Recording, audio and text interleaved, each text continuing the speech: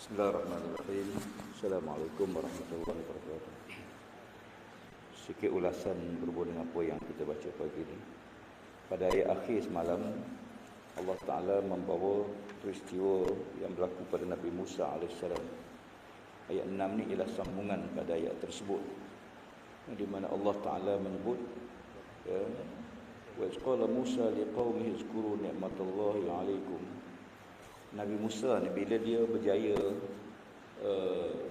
menyelamatkan ataupun mengeluarkan Bani Israel daripada Mesir selepas dia dihalau oleh Fir'aun dan setelah Fir'aun tenggelam dalam lautan, berarti Nabi Musa AS telah pun mengeluarkan Bani Israel yang diseksa beratus tahun oleh Fir'aun. Kalau kita lihat di Mesir itu dia ada piramid. Piramid itu ialah yang bina piramid itu ialah orang Israel yang jadi hamba kepada Fir'aun, hamba abdi, dan beribu-ribu yang mati dalam membina piramid tersebut dan mereka diseksa dan sebagainya.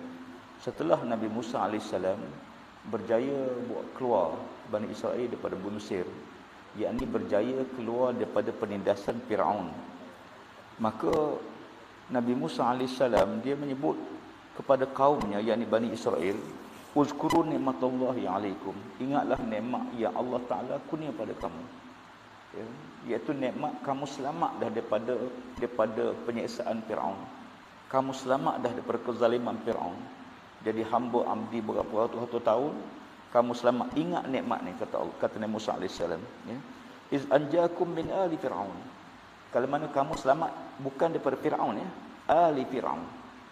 Bukan yang menyeksa Bani Israel itu bukan Fir'aun, Fir'aun fizikal raja, ahli Fir'aun, iaitu pemimpin-pemimpin, pegawai-pegawai daripada Fir'aun, kaki tangan yang bekerja dengan Fir'aun.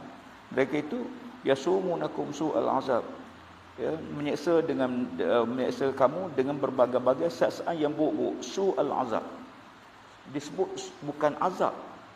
Azab tu seksa dah. Su'al azab ditambah Allah Ta'ala perkataan su'al azab menggambarkan bahawa beratnya penyiksaan yang ditanggung oleh Bani Israel, termasuk zahir fizikalnya, diseksa dengan mentalnya sebagainya. Wa yuzabbihuna abna'akum wa yastahiyuna nisa'akum. Nabi Musa ingatkan Bani Israel bahawa anak-anak kamu disembelih. Dia tak sebut wa yaqtuluna abna'akum. Allah sebut yuzabbihun, sembelih. Kita boleh bayangkan penyiksaan ni macam-macam. Kalau dia bunuh saja, dia lain. Ni sembelih. Kita boleh bayangkan anak-anak Bani Israel itu disembelih. Ambil pisau, sembelih tengkuk dia, sembelih. Anak laki-laki, dan dibiarkan hidup anak perempuan. Kerana Fir'aun takut, kerana berdasarkan maklumat daripada tukang telik dia, bahawa akan lahir seorang laki-laki. Wa fi zalikum bala'un min rabbikum azim. Kata Allah Subhanahu wa Ta'ala, demikian itu merupakan satu bala bencana yang sangat besar daripada Tuhan kamu yang Allah ingatkan semula Bani Israel tentang perkara tersebut. Dan pada ayat yang ketujuh, wa iz ta'azzana rabbukum, ada satu kalimah di sini iaitu ta'azzana, dan ingatlah ketika Tuhanmu memberitahu, seolah satu pengisytiharan. Allah istihar, bukan saya untuk Nabi Musa, termasuk seluruh dunia. Apa yang Allah istihar? La in syakartum la azidannakum. Kalau kamu bersyukur, Allah akan tambah. Yakni kalau kamu syukur di atas nikmat, maka Allah tambah. Tapi para ulama di sini dia memberi dua penafsiran. Satu, oleh kerana ayat berikutnya wala in kafartum inna azabi lasyadid, kalau kamu kufur, azabku sangat pedih. Oleh kerana kalimah yang kedua tu wala in kafartum, kalau kamu kufur, maka syakartum di sini makna iman. Syakartum makna iman, bukan makna syukur atas nikmat makan minum rezeki, bukan. Kalau kamu beriman pada Allah Ta'ala, maka Allah tambah lagi petunjuk, hidayah, rahmat, nikmat kepada kamu. Kalau kamu kufur, sebab kalimah berikutnya kufur, lawan kufur ialah iman, maka syukur itu dengan makna iman. Dan yang kedua mengatakan bahawa wal in kafartum, kalau kamu kufur ni kufur nikmat.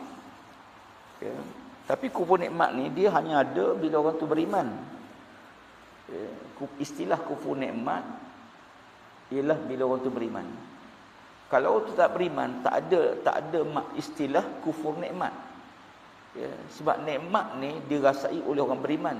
Kalau dia tak bersyukur atas nikmat yang Tuhan beri, ya, kerana kekafiran dia menyebabkan dia rasa nikmat ini bukan daripada Allah. Dia tak rasa daripada Allah sebab dia kafir, dia tak beriman. Maka kalau kamu kufur, ya, bagi orang beriman, bila Allah sebut inna azabi lasyadid, azabku sangat pedih, maknanya dia tidak beriman, tidak ada akidah. Ya, kerana azab yang pedih itu ialah neraka Allah Subhanahu wa taala, naudzubillah. Ya, adapun orang yang Tuhan bagi nikmat tak bersyukur, maka dia berdosa. Ya, dia berdosa kalau dia beriman dengan Allah Taala. Macam kita dapat nikmat, tiba-tiba kita tidak mensyukuri nikmat tersebut. Wa qala Musa in takfuru antum wa man fil ard jami'a fa inna, kata Nabi Musa alaihissalam, ya, kepada Bani Israel, kalau kamu semua beriman pada Allah Taala, seluruh makhluk di muka bumi beriman pada Allah Subhanahu wa taala, ya, kalau kamu kufur semua, ya, yakni semua tak nak beriman dengan Allah Subhanahu wa taala, ya, fil ard jami'a, seluruh makhluk di bumi ini, fa innallaha la ghaniyyun hamid, Allah Taala dia tak berhajat pada kita. Ya, kalau kamu semua engkar pun, Allah Taala tidak kurang sikit pun kerajaan dia. Kalau kita taat seluruhnya, tak bertambah sikit pun nikmat kerajaan Allah. Ya, sebab rahmat dan nikmat iman tu dia kembali kepada kita, bukan kepada Allah Subhanahu wa taala. Ya. Alam ya'tikum allazina min qablikum. Lalu ayat berikutnya pada ayat 9, Nabi Musa alaihissalam mengingatkan Bani Israel tentang sebelum Nabi Musa ni adanya kaum Firaun, kaum Nuh, kaum Ad, kaum Samud. Wallazina min ba'dihim la ya'lamuhum illallah. Ya, Allah Taala sebut 3, Nuh, Ad, Samud.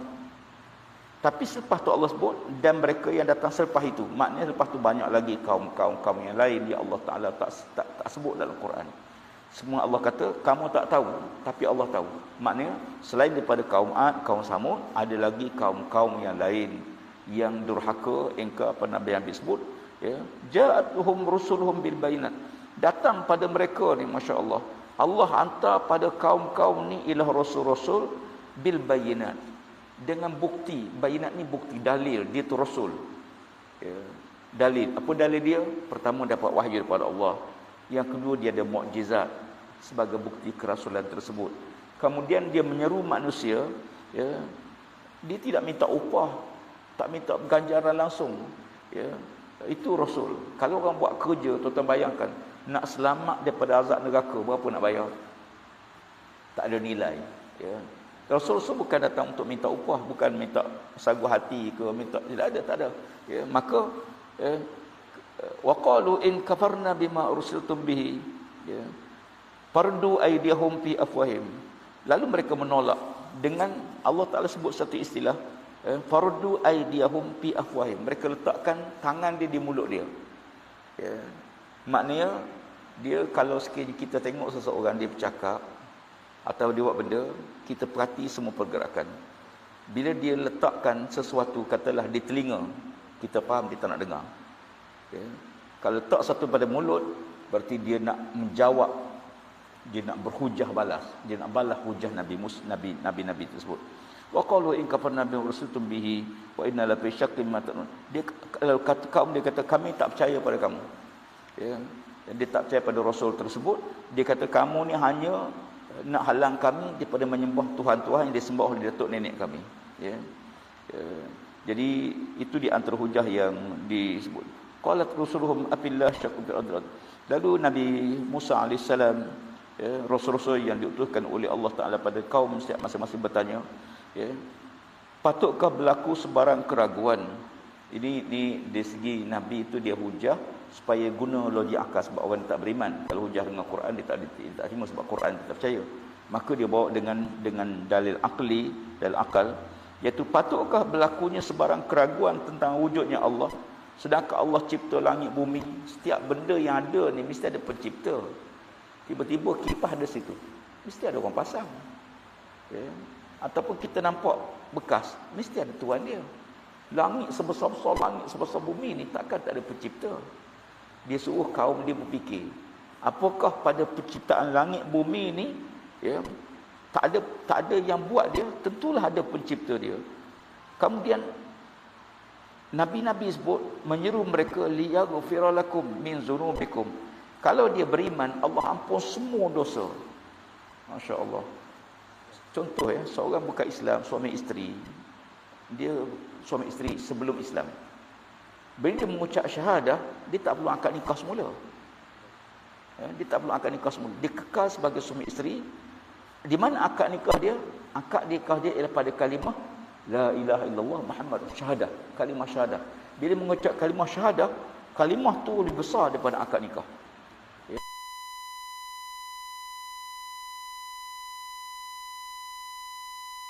Mengucap kalimah tersebut, Allah ampun semua dosa-dosa dia zaman dia kafir. Dosa bunuh, dosa minum arak, dosa berzina, dosa apa? Dengan sebab dia beriman pada Allah Subhanahu wa taala. Wa yakhirkum ila ajalin musamma.